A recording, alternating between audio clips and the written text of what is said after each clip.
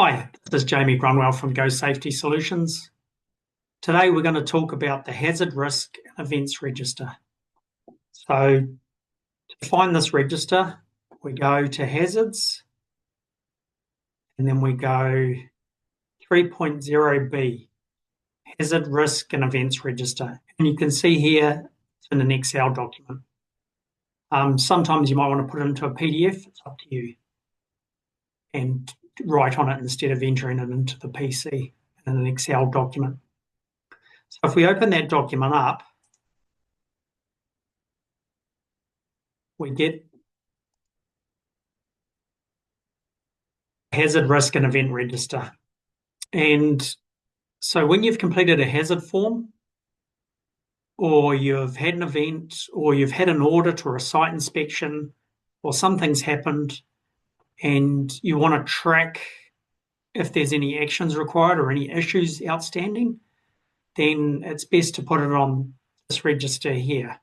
So putting it onto a register, it means that you track how the actions are going and the controls to learn from it. So we can learn from those controls, and we can put actions in place, and we can prevent the issue happening again, or the hazard, closing it off, close the hazard off, or close the site inspection task off. You can see here, we've got an ID number. I usually go the year, and then I start 001, and then go sequential numbering after that. So if you roll around into the 2025, it'll be 25001, etc. Just keeps track of the year things are happening. Location, date, employee, which is the person involved. You can choose whichever, or you can type over. Type of event. This one here's a hazard. So you can see the brief description is excess heat coming from boiler pipes that could burn employees. So it's to insulate all exposed boiler pipes around the factory of lagging. Lagging is there to protect employees from getting burnt. Another action is remind all to stay away from hot pipes in toolbox meetings. So we think it's a significant hazard. We did our risk rating table before controls are put in place, and then after the controls are put in place, we think it's going to be low. So then we've got the due date for completion. We want to complete that task by the 30th of May 2024. Responsibility is Mike's. The action completed date, it actually got completed on the 25th of May.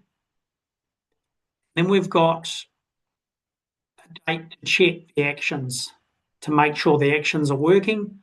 We've said in a year's time, we want to check. And in that year's time, we've said that the actions are working well. So yes, they're working well.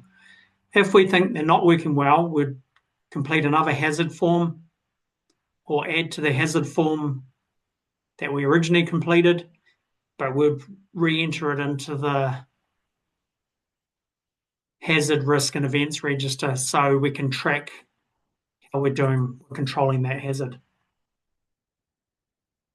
This one here's just another example,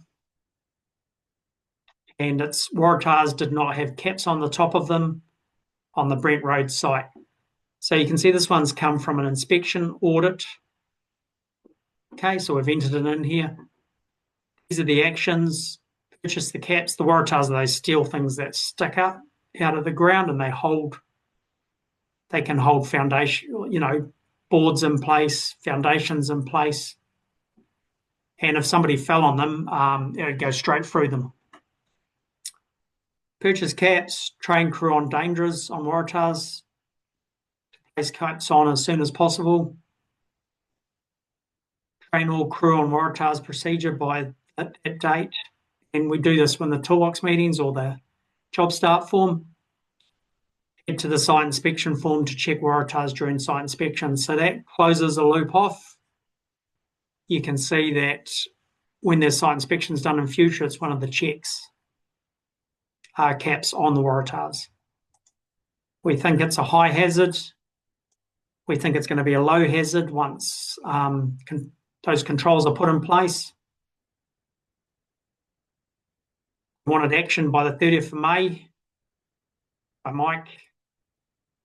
Action was actually completed by the 25th of May. The date to check actions are in place. We want to check that everything's been checked off and we're controlling this hazard as well as we should be. May 25, and you can see in May 25 the actions are working well. So you can see hazards can be put on with the hazard register.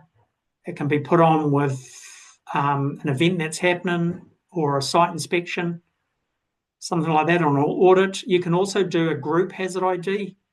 So you can go, right, we're going to grab the health and safety reps or everybody on site and we're going to go around and we're going to look for hazards. So you might have 10 of them to put on there in one go. So you can do all sorts of ways of entering into here.